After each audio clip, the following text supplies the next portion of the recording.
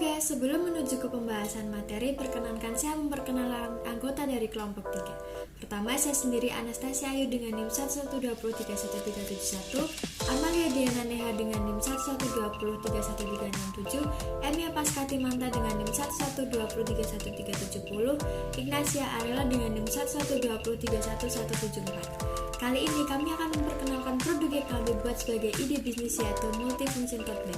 Sebelumnya, mari kita saling mengenal lebih dekat apa itu tote bag. Bagi kalian yang belum tahu tote bag, tas ini pada dasarnya adalah tas klasik Amerika yang cenderung dipakai untuk bisa membawa apa saja. Desainnya sangat sederhana dan lebih difokuskan pada fungsi.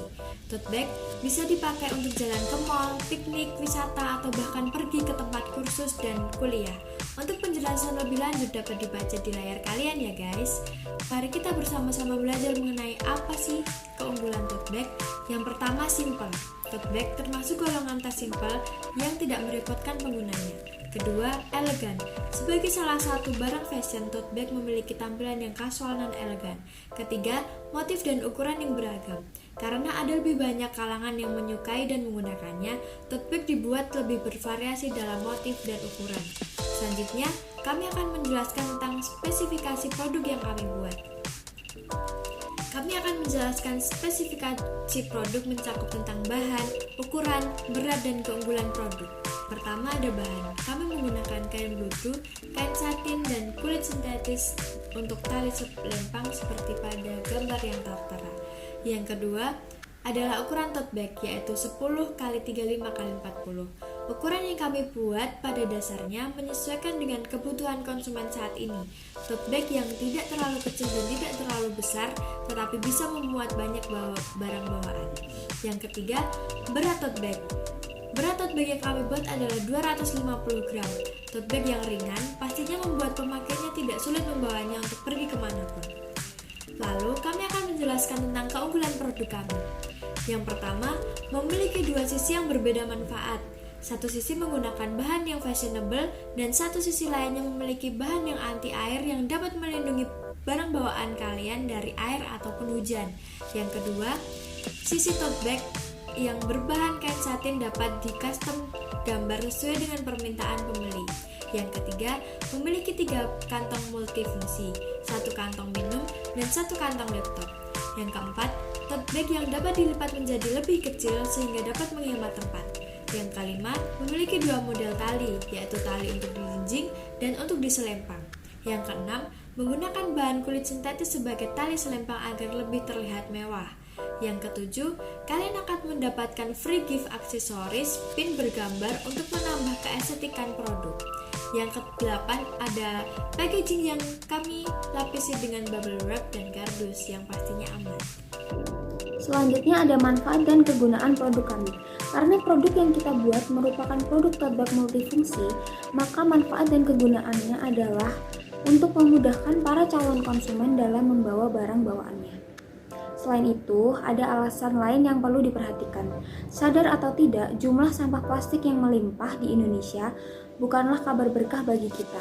Apalagi sebagian besar bahan sisa tersebut belum bisa didaur ulang untuk produk baru, dan ujung-ujungnya hanya menjadi dampak buruk bagi lingkungan. Ketergantungan kita dengan plastik sebenarnya bisa dihentikan dengan banyak cara. Salah satunya dengan mulai beralih kepada penggunaan kantong yang tidak hanya dipakai sekali. Tas-tas belanja dengan bahan kain atau tote bag adalah salah satu opsinya. Selanjutnya, rencana strategi harga dibagi menjadi 3. Yang pertama, metode penetapan harga. Yang kedua, rincian harga produk. Yang ketiga, rincian packaging. Pertama-tama ada metode penetapan harga. Metode penetapan harga kami bagi sebagai berikut. Yang pertama, ada menetapkan biaya harga plus. Penetapan harga biaya plus adalah sebuah metode yang lazim digunakan oleh setiap perusahaan atau produsen. Penerapan metode atau cara yang satu ini adalah dengan menentukan harga jual yang berpedoman kepada hitungan jumlah keseluruhan biaya yang digunakan. Setelah itu, ditambah dengan satuan jumlah tertentu guna menutupi laba atau kerap disebut dengan margin. Sehingga, dalam menetapkan harga dengan cara ini, perusahaan akan selalu berpedoman kepada biaya keseluruhan produksi. Tentu saja, fungsi utamanya adalah sebagai langkah untuk mendapatkan laba yang sebesar-besarnya. Yang kedua adalah markup. Metode yang satu ini cukup sederhana, yaitu menetapkan harga jual suatu unit dengan berpedoman pada harga pokok di awal pembelian yang kemudian dikalkulasikan dengan beberapa jumlah tertentu atau di sini disebut dengan markup. Yang ketiga ada penetapan harga BEP, break even point, yaitu dengan menentukan harga jual dengan berdasarkan kepada total biaya pengeluaran dan hasil yang diterima secara keseluruhan. Yang keempat adalah berdasarkan pesaing. Tentu saja tidak hanya berpedoman dari lingkup personal dalam menetapkan harga jual, bisa juga dengan berpedoman atau menetapkan dengan harga dari pesaing. Dengan adanya kompetitor, tentu saja dapat mempertimbangkan untuk memberikan harga di bawah harga pasar. Tujuan utamanya adalah untuk mendapatkan pangsa pasar. Yang terakhir adalah berdasarkan permintaan pasar. Konsumen adalah raja, tentu pengandaian tersebut adalah benar faktanya. Dalam menetapkan harga jual pun, produsen atau perusahaan juga selalu mendengarkan apa yang diinginkan konsumen. Sehingga dalam menetapkan harga jual, tentu saja memperhatikan keluh kesah konsumen. Strategi penetapan suatu harga ini merupakan umum digunakan bagi para pelaku produsen maupun jasa. Kesimpulan penetapan harga pada kelompok kami, dengan mempertimbangkan beberapa pilihan metode penentuan harga, kami memutuskan untuk menetapkan rencana strategi harga dengan metode penetapan harga biaya harga plus. Selanjutnya ada rincian harga jual produk. Seperti yang sudah ditampilkan, rincian harga produk kami adalah sebagai berikut. Harga kain satin per meter sebesar 25.000 untuk 2 tote bag, harga kain bludru per meter sebesar 45.000 untuk 2 tote bag, harga kulit sintetis per meter sebesar 11.000 untuk 1 tote bag, harga resleting per meter 3.000 untuk 3 tote bag, jasa jahit per tote bag sebesar 2.500.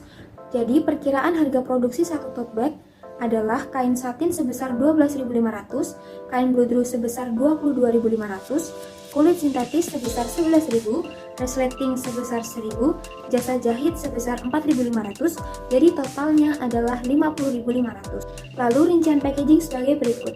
Kardus sebesar 2.400, bubble wrap sebesar 2.000, paperwrap stiker sebesar 500. Jadi totalnya adalah 4.900. Jadi total biaya produksi sebesar 50.500 ditambah 4.900 sama dengan 55.400.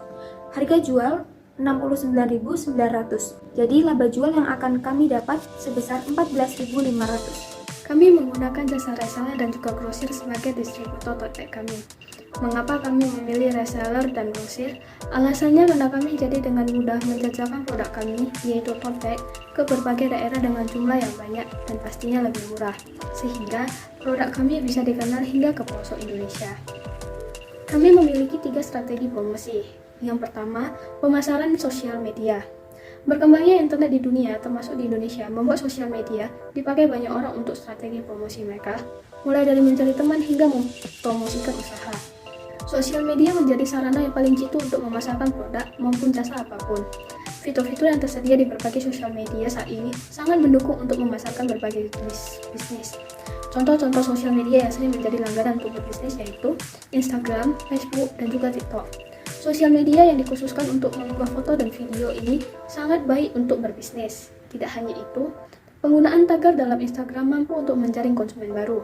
Dengan adanya sosial media, pemasaran produk menjadi lebih mudah, efektif, dan hemat biaya. Kedua, penjualan melalui marketplace. Tidak hanya sosial media saja yang ramai digunakan akibat berkembangnya internet. Kemunculan marketplace juga menjadi imbas dari perkembangan internet. Tidak hanya satu situs saja yang berkembang di Indonesia, namun ada sekitar puluhan bahkan ratusan marketplace. Setiap marketplace juga memiliki fitur tersendiri yang berbeda-beda. Menggunakan marketplace menjadi strategi promosi yang tepat karena di marketplace, bisnis yang dijalankan bisa dipasarkan dengan kategori tertentu. Contoh marketplace yang banyak dikunjungi saat ini yaitu Tokopedia dan Shopee. 3. Membuat video promosi melalui YouTube. Mendengar kata YouTube, tentu yang terbayang adalah platform yang berisi banyak video dengan berbagai kategori. Misal, kategori gaming, horor, vlog, dan lain-lain.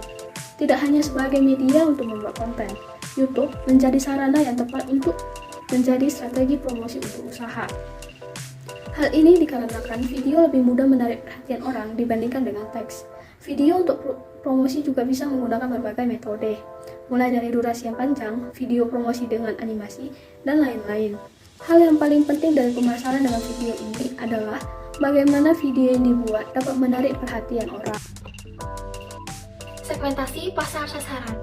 Segmentasi kami yaitu segmentasi demografis. Aspek yang kami lihat yaitu jenis kelamin, usia, pendidikan, pekerjaan, dan status menikah, lalu mengaitkan variabel seperti gender, pendidikan, pekerjaan, dan penghasilan dengan perilaku konsumsi masing-masing individu, kemudian mengembangkan analisis tentang apa yang memotivasi konsumen untuk membeli produk. Selanjutnya, target pemasaran. Tote bag memiliki banyak fungsi, sehingga tidak berguna dan digemari oleh kaum wanita saja. Namun, kaum pria juga merasa tote bag sangat bermanfaat untuk pengganti kantong plastik. Misalnya, ketika saat berbelanja tidak perlu lagi menggunakan kantong plastik untuk mengangkut barang belanjaan mereka.